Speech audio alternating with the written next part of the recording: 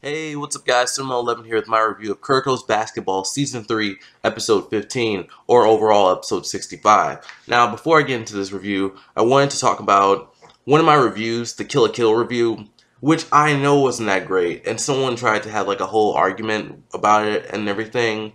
I mean, even if the video's not great, I'm still going to upload it. I'm not going to just like, oh, this video's not good, so I'm going to take it down. I have a very limited time when I make my videos, so I have to upload what I have. I'm not gonna wait a few days to upload the video, because if I wait a few days, people aren't gonna watch it. People like videos when they come out around the same time the episode does. So I was reviewing the English dub, and I think I reviewed it on the day that it came out. So I like to review things near that time. So like I'm not gonna do a review over like Sword Art Online, which was like 2 years or something ago. Like, who's gonna watch that? I mean, some people might watch it, but I don't think everyone is. So basically what these people did is they took my Kill la Kill review, they played the video, they had commentary over it, and they kind of made fun of it. And I didn't like that, and I kindly asked them to take the video down. They refused. So what I tried to do was I tried to report the video, and apparently I'm guessing they've read all the YouTube rules and everything, because YouTube wasn't able to take it down. Now, the only way I can get the video taken down or to get some more action from YouTube, because you can't really contact YouTube directly for some reason, you have to do some sort of legal action. And the thing is, I don't want to do the legal action, because if I do the legal action, what if I'm wrong in this situation? If I'm wrong in this situation, it's going to come back to bite me, because they want all your personal information and everything. I don't know if they want to like take me to court or something if I'm wrong for like filing a legal action against this person. So I don't know about that. I kind of just like forgot about it. I mean, not forgot about it. I just kind of like just left it alone. But I don't know. We'll see where that goes, if I feel like doing something towards it or something like that. And I'm sure like one of the little viewers or something is watching my videos and like, hey, he mentioned this in this video. Because someone left a comment towards the video, but they didn't say anything else. So I don't know if like, hey, they're from that video, so they wanted to notify me about it. Or maybe it's one of my subscribers, but I feel like it's the former, not the latter. Anyways, Kuriko's Basketball. That was a long intro. Kuriko's Basketball, Season 3, Episode 65, or Episode 15 of Season 3, We No Longer. Now, I didn't get to do a review last week, and that's what I wanted to review last week, because last week, I would say last week is the start of the problems with the Generation of Miracles, and I really like the way the author's doing the flashbacks, because, I mean, the problems are just like little things, but then like as they get older, like these developed into like really serious problems. So last week we saw Iomine playing a game, and like he's doing so well and everything. I think the guys thought like, wow, he should just, someone thought that Iomine should just like stop, because like he was doing so well. The other team, they were getting like, I don't know, they're getting like angry or sad or something like that, and then that kind of affected him and stuff. And we have Kuroko, who's trying to help Iomine, and Iomine, he's starting to develop that whole, the only one who can beat me is me, that whole complex or whatever he has. And let me see. Let's see. So I think the episode kind of starts off with that, and the coach, he gets sick or something like that. He starts coughing, and he's talking to the other, I don't know if there's like a side coach or something like that, or his assistant, and then he just starts coughing, and then he falls out of his chair, and we don't see him anymore. But we basically learn that, you know, it's not life-threatening, but he can't be the coach anymore. So the assistant or side coach takes over, and things just aren't the same, because the new coach, he doesn't really know what to do. I would say the old coach was the one that, you know, kind of helped the team stick together. But didn't they have a coach before that? I don't know what was so different about this one, but yeah, something's different about him. Also, he had a talk with Aomine earlier, and he said something that Kuroko said, and that kind of shocked Aomine. But I'm kind of all over the place, but if you've seen the episode, you know what I'm talking about. So then we have the new coach, and he's trying to talk to the team and everything. And Murasaki Bara, you know, well, no, I wanted to get back to the thing with Aomine. I'm sorry, there's no written review this time. He tells Iomine that he doesn't have to come to practice anymore. because Iomine leaves because he's too strong. He's too strong. He's complaining to the other teammates because they can't keep up. But in reality, they're trying to keep up, but they can't keep up. And they told him that he's too good, and I don't know. I feel like that kind of hurt him. So then he leaves, and the head coach, he doesn't know what he's doing. He was kind of just thrown into this position because the other one got sick. He doesn't know what he's doing, and he told Iomine that he doesn't have to come to practice. And when we've seen like all the other stuff that's happened in the series, that wasn't a good decision. Now, stuff like this would never happen in real life. You can't just be like, oh, you can't come to practice. It doesn't work like that. There's no way you'd be good at a sport just by doing nothing. And anyways, he tells Iomine, you don't have to come to practice anymore.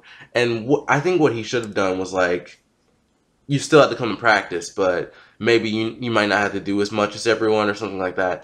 You have to be stern with kids, but I don't know. So, we start seeing Iomine sleeping on top of the school, which is what he did in like current time. There was other things. We start seeing him doing like formless shots in the practices. He still has to come to the games and everything. And I believe it was the head coach, the previous one, who was like, we have to keep these kids together. They have to be in like all the time. But they're just children and all that, but, they're just that good. They have to be in all the time. And I think also the last episode brought up how, like, they've had all these powers since they were younger, but their bodies weren't used to it. They weren't used to it. They couldn't do all that stuff that they can do now. But we start to see, like, some of the problems developing. Murasaki Bara, like, powers just kind of, like, coming out of him. He does the Thor's hammer, I believe that's what his dunk is called. The one where he spins around and like pushes everyone back and he dunks it in. That happened, and he kind of just wants to leave practice. I think I would say Iomine is like the start of the problems, and that kind of just affects everyone else. But I'm not too sure. I don't really remember everything that happened in the last episode, but I remember Iomine was the one who was starting to develop the problems first. So we have that going on with him, and he's no longer getting passes from Kuroko. I thought that was really interesting. It was like he no longer needs his passes, and it was something about the light becoming stronger than the shadow, so the balance is off. So Iomine, he's growing so fast, he's becoming so good at basketball that Kuroko can't keep up, and Iomine no longer needs Kuroko. And then you also had that thing last week, and I think they show that more this week. How the Generation of Miracles, they don't need teamwork anymore. They can just get the points on their own, and like they have a goal to get a certain number of points per game and stuff like that. So they're, in a way, they're kind of competing against each other. But someone was saying like their enemies are internal and stuff. So Iomine, Murasaki Bara. Murasaki Bara wants to leave. Ayakashi's not going to let that happen. So what Akashi does is one-on-one. And I call it this. I knew this was going to happen. Like, the moment Murasaki Bara's going to leave, and then Ayakashi's, like, right there. So Murasaki Bara starts disrespecting Ayakashi because he's like, I don't want to follow someone who's weaker than me. And the game starts, and they don't really show that much of it, which I would have liked to see. I would have liked to see that. I would have liked to see the game at the beginning of the episode, but they're not showing everything. And it's a flashback. They don't have to show everything, but I would prefer to see everything. So then we see, basically Murasaki Bara gets 4 points right away, and he's about to win the game. And Ayakashi, his family, they're supposed to be the best at everything.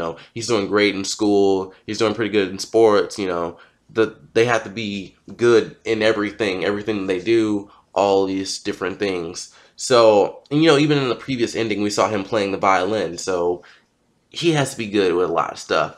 And then, basically, Akashi, he's not going to let this happen.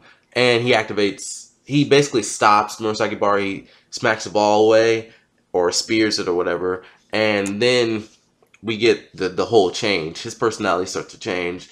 And he does the Emperor's Eye, causes Murasaki Bara to break his ankles and everything, and then he wins the game from that point on.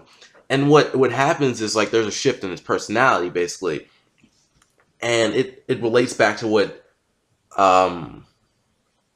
Midorima said a few episodes ago about when he was warning or telling Kagami about Akashi. He's like, there are two Akashis, so you have to watch out for that.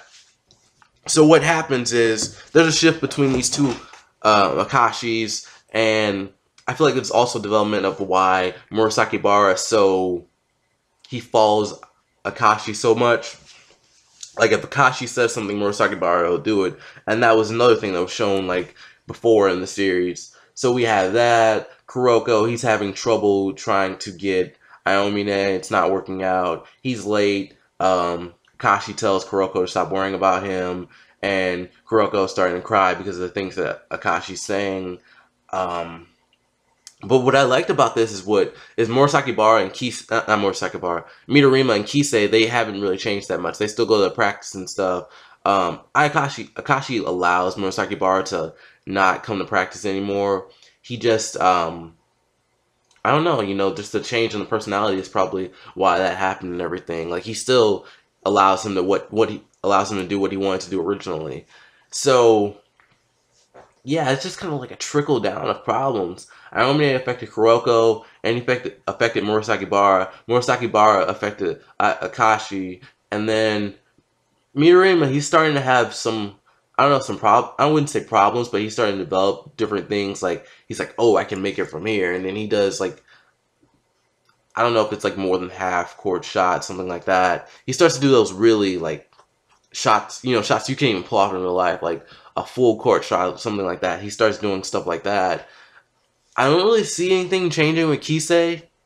Kisei just kind of, I thought we were, at the times that we were all buddies, that's kind of disappearing. And I don't know if that's like why he's so friendly towards them when he sees them and he gives them nicknames and stuff. But if it is, the author's doing a good job because you're keeping things subtle and stuff, but you also have an explanation for all these personality problems that the generation of miracles have now. And what was the point of this flashback? I mean, it's cool so far, but wasn't it supposed to be like about I guess I learn more about Akashi and the two Akashis, but also Kuroko's friend. Like, what purpose does he serve to the flashback? I mean, we know he's not Kagami. He has a different name and everything. I thought he was Kagami because of the red hair and everything, but I don't know what purpose his friend is going to serve, because his friend, they lost the game. They're out of the tournament, so I don't know. I think Kuroko is going to see him next week. Maybe he's going to help Kuroko develop some certain things and everything. And we also know Kuroko still can't shoot. But I feel like this flashback's coming towards an end. I'll give it 2 more weeks, and then the flashback will probably be over. And hopefully we'll get back to the main game. But so far, I am enjoying the flashback. I like it so far. I don't think I left that much out of the review. It was just kind of jumbled. Like, people want me to do reviews like this, or reviews that sound more natural, but when you do reviews like this, you don't have as much detail, I would say. So anyways, guys, thank you for watching. I hope you enjoyed. Kuroko's basketball is awesome. I'm sorry if I sound weird. I have my retainer in, but if you'd like to follow me on social media, I have a Facebook account, and I also have a Twitter account, which will be in the description below. Thank you for watching, and have a nice day. Peace.